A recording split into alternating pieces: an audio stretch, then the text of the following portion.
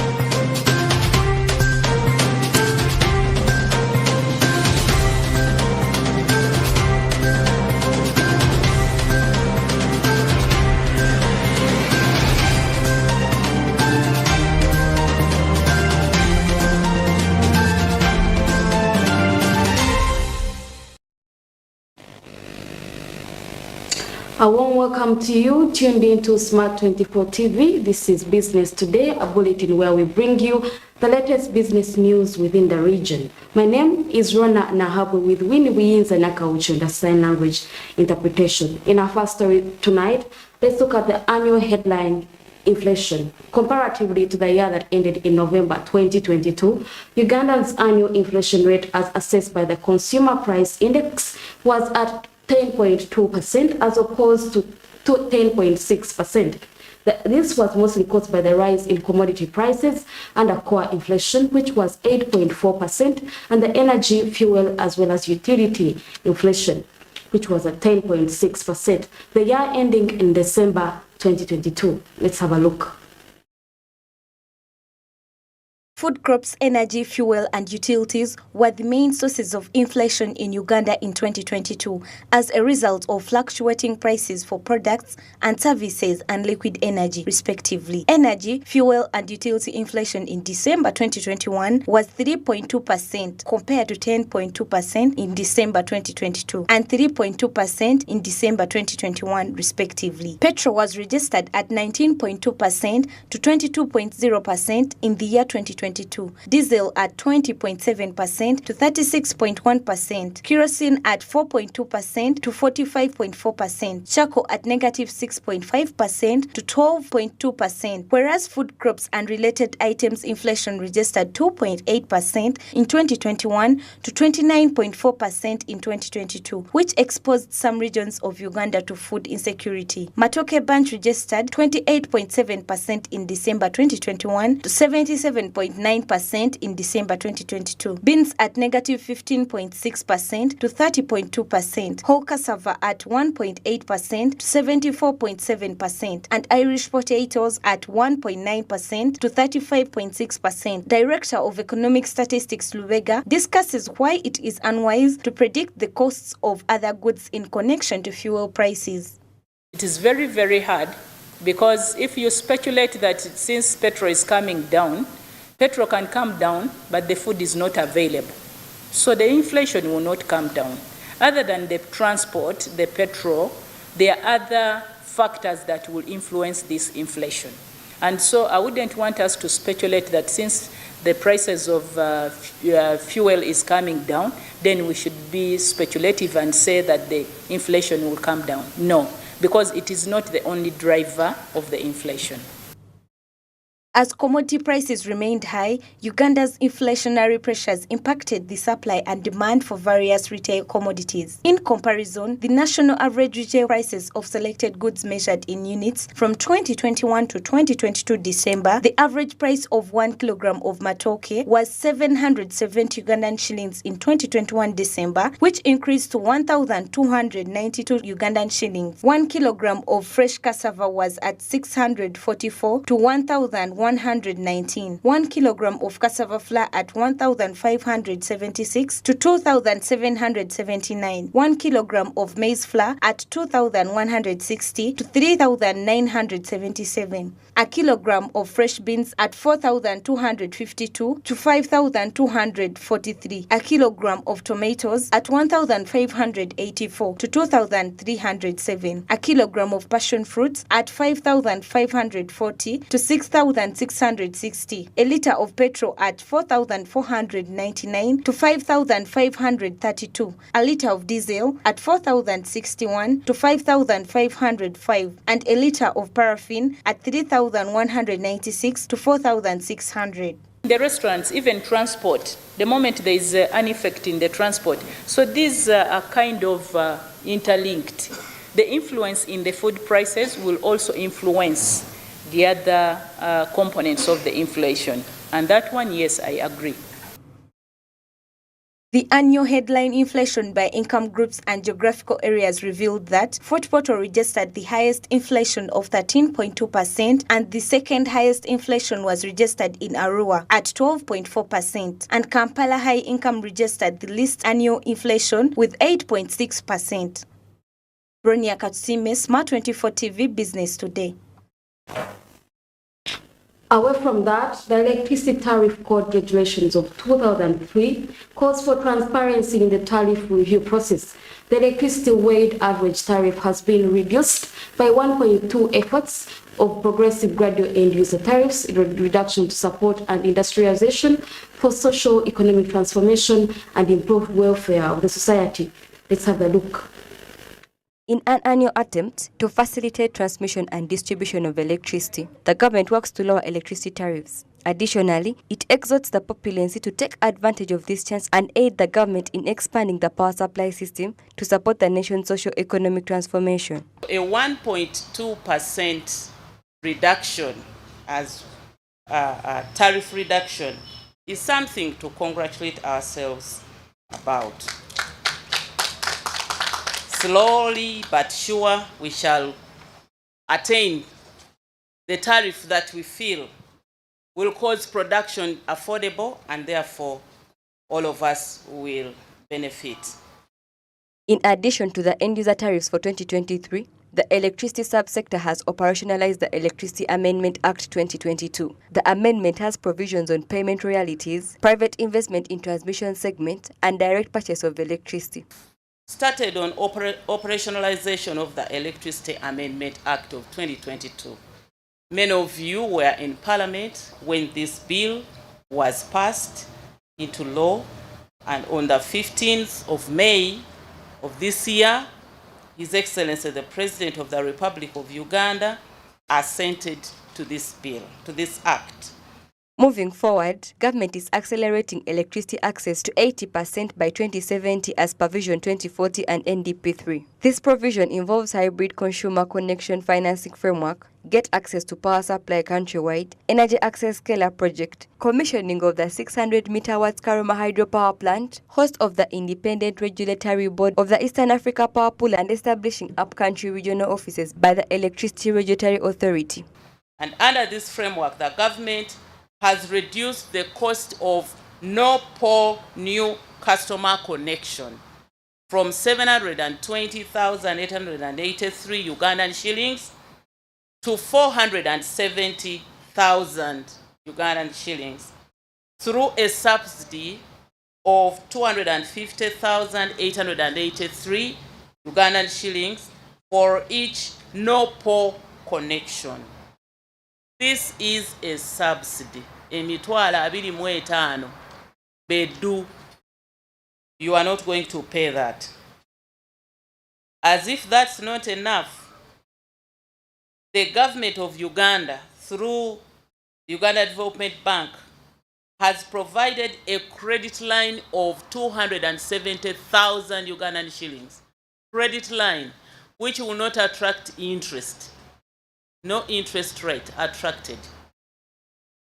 For those who are unable to pay the lump sum of 470,000, you have this credit line of 270, which you'll be able to pay slowly with no interest.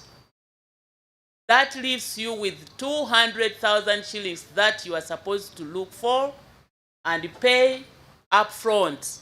You have been paying 720,000 upfront.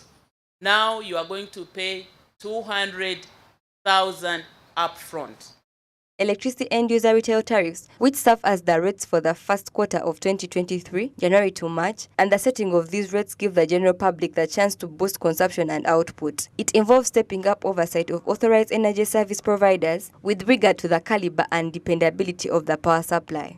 The Uganda shilling has appreciated against the United States dollar from 3,810 shillings and 70 cents per dollar in the determination of the retail tariff for the fourth quarter of 2022 to shillings 3,738 and 33 cents on the 30th November 2022 as published by the Bank of Uganda. This represents an appreciation of 1.9%.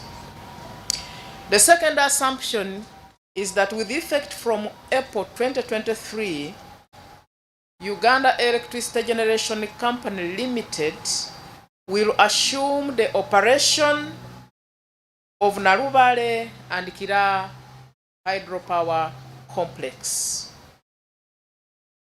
The demand assumption is that electricity demand is expected to grow at an annual rate of 8.31% in the year 2023. The Electricity Regulatory Board has provided peak, shoulder, and off-peak timeframes to help users understand when energy prices are highest and lowest. Peak time is from 6 p.m. to midnight, when the energy charge is highest. Off-peak time is from midnight to dawn, when the energy charge is lowest. And shoulder time is from 6 a.m. to p.m., when the charges are moderate. 6 p.m. to midnight. The off-peak time is midnight to morning. And if you follow the documents that have been shared and the reading of the chair of ERA, that is the period when the price of electricity is lowest.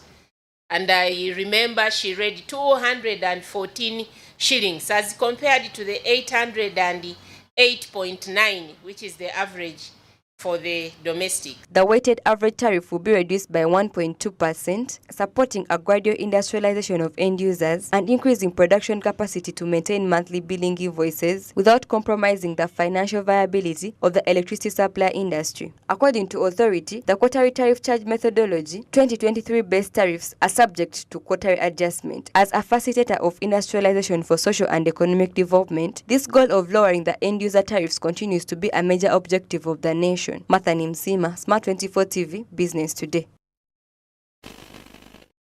Moving on, despite the government programs aimed at alleviating poverty and improving service delivery for the people of Busoga region, the people of Busoga region remain impoverished in various ways.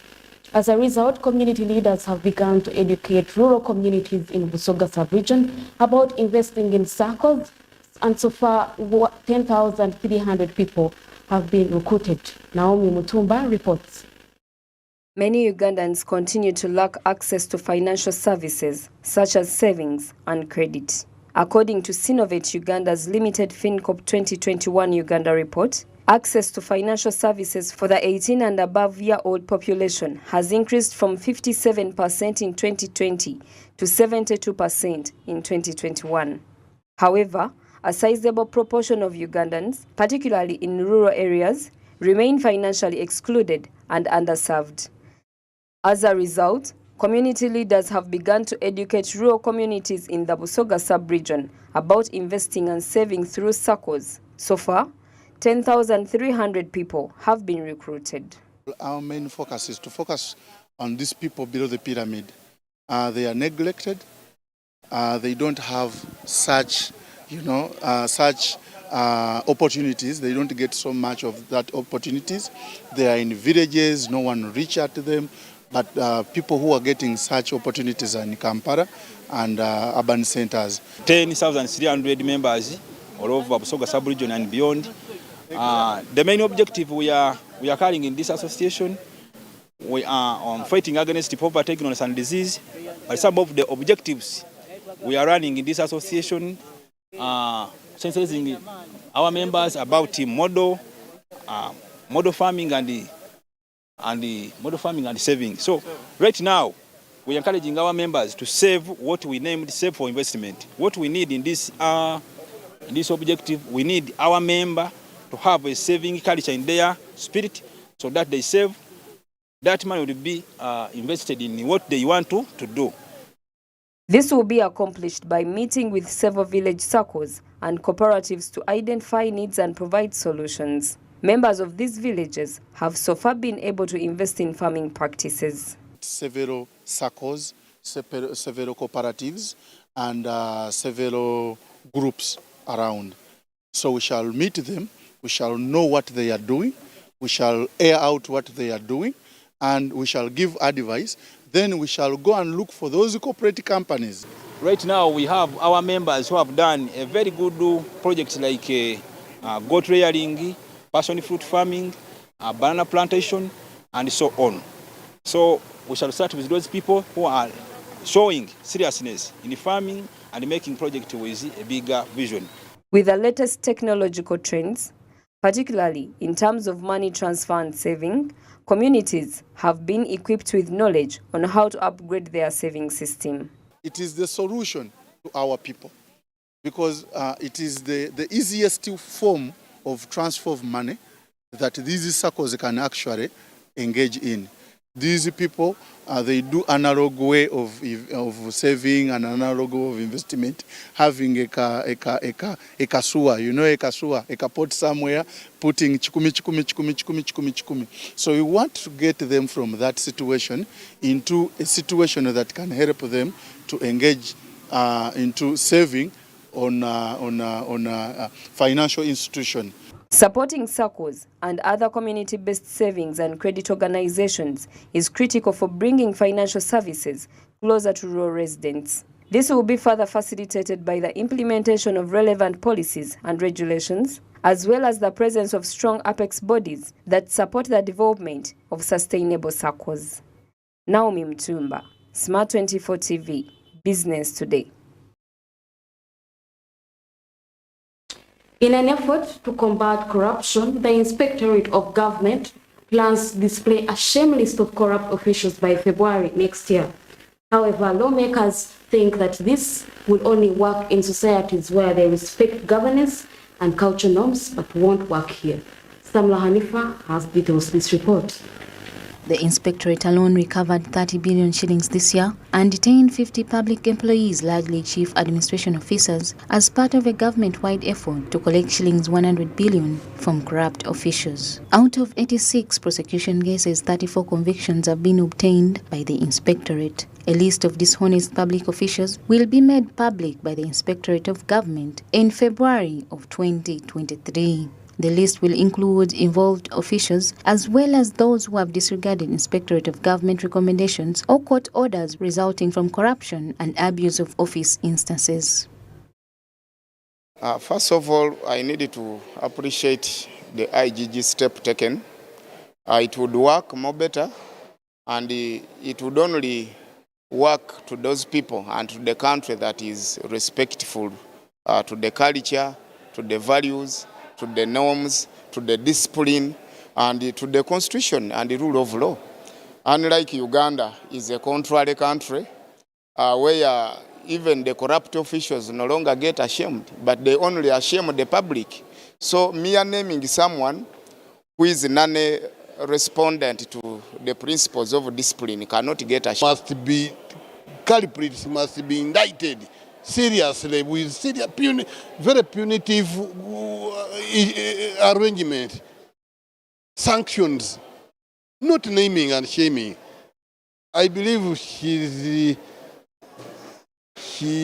for me it didn't really go well with me, but she must style up, and she has the law. He must use the IGG Act to bite, not to do what she's planning. That one will not do much. He will not help.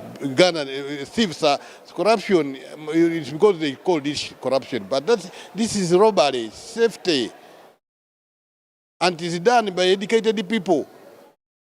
If one has stolen huge sums of money and you name him or her, and when he remains with the money? The MPs claim that in order to expose specific officials, IGG must first obtain the president's approval, which may not be achievable given that the majority of corrupt officials are the untouchable. Other connotation issues, has he got permission from the top? Because the top always defends the bigger fish and is contrary to shaming the bigger fish and scaring them because they can run away and fly to other outside countries and invest in what they have stolen in here. They can invest it outside Uganda. So he's required also to apply in writing to the top officials whether they will allow him to portray and name out such victims of corruption. But before he gets a permission and comes here to just to put juice on the atom and maybe to catalyze the reactions from Ugandans, I think it might look kind of pluralism than solving the actual issue. Legislators have frequently urged the government to address the problem of ghost workers in many areas, but this has not been done, which is a sign that certain corrupt officials profit from it. Last 10 years, this statement has been moving around. It was talked about before I became a member of parliament. That was in 2014, and I think even sometime back in 2008. 34 ghost health centers, which means they get PHC, RBF, drugs, they have salaries. This is too much. They never come out to tell who is responsible for this. We have some people in government who are not corrupt. My proposal is, Right Honourable Speaker, can we look at an approach of sector by sector and come up with cases investigated sector by sector and officers investigated sector by sector, and what is done against those officers and sectors? Right Honourable Speaker, it is very unfortunate to carry the burden of collective responsibility. That wherever you go, even as a member of parliament, because you're on NRM ticket and it's NRM government, people keep pinpointing, you are corrupt. What have I stolen from you? But because you are carrying the burden of collective responsibility. The Inspectorate of Government, Honorable Betty Kamya, has on many occasions called upon Ugandans to help government expose those corrupt officials. You are the people who know. Me, I don't live in your area, but you are the one who knows so-and-so's son who just got a job and is building there this house. You are the one who can say, where did this man come from?